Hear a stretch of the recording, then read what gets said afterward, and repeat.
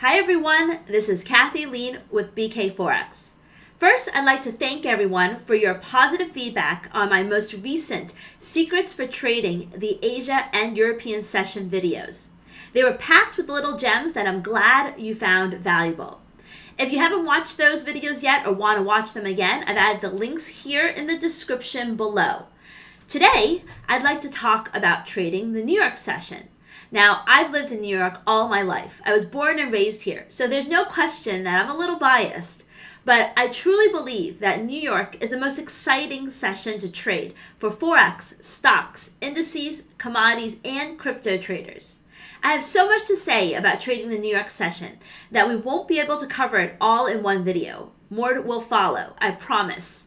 For those of you that are new, the New York session begins at 7 a.m. Eastern Time and ends at 4 p.m. Eastern Time. But unofficially, there are a lot more trading opportunities during the New York waking hours.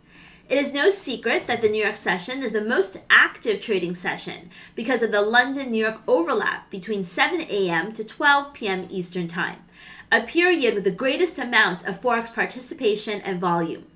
Anyone who is serious about trading Forex trades during the New York session.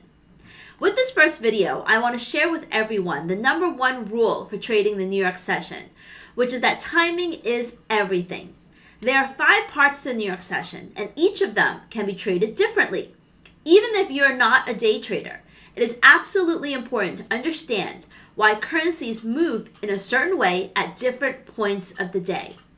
The New York session can be broken down into 5 segments. The early New York hours, which is between 6:30 and 8 a.m. New York time, and I've shown the GMT times here during daylight savings. News trading, which is between 8:30 to 10 a.m. New York time. The U.S. stock market open at 9:30 Eastern. The London close between 11 to 12 p.m. New York, and then the New York close between 3 to 4 p.m. New York. Typically, in the early New York hours, U.S. traders just getting to their desks, absorbing what happened during the Asian and early European hours, and reacting to it. You'll oftentimes see extensions of prior moves in the early New York hours. U.S. data is released between 8:30 and 10 a.m. Eastern Time, and during this time, we have big breakout moves that have oftentimes have follow-through.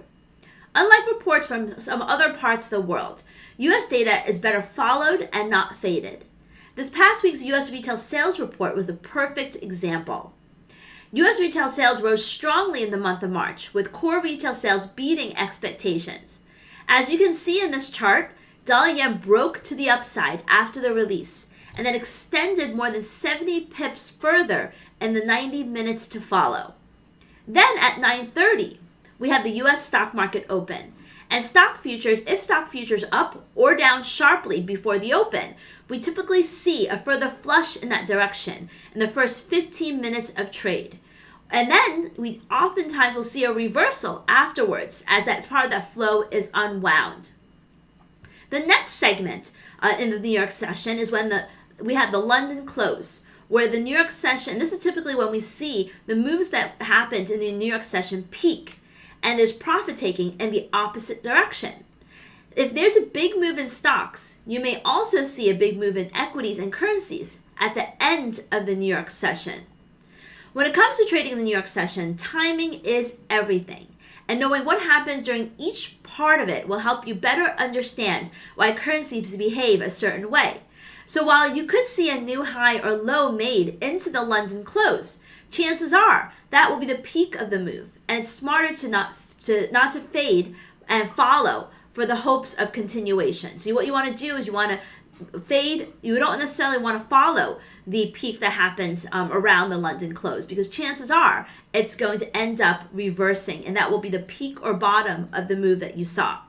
There's so much that I want to share with you about trading the New York session, and even a deep dive in some of these specific characteristics during the New York session. And I'll definitely do that in future videos. In the meantime, I hope you enjoyed this one. It's just a little bit of a tease about how to trade the New York session.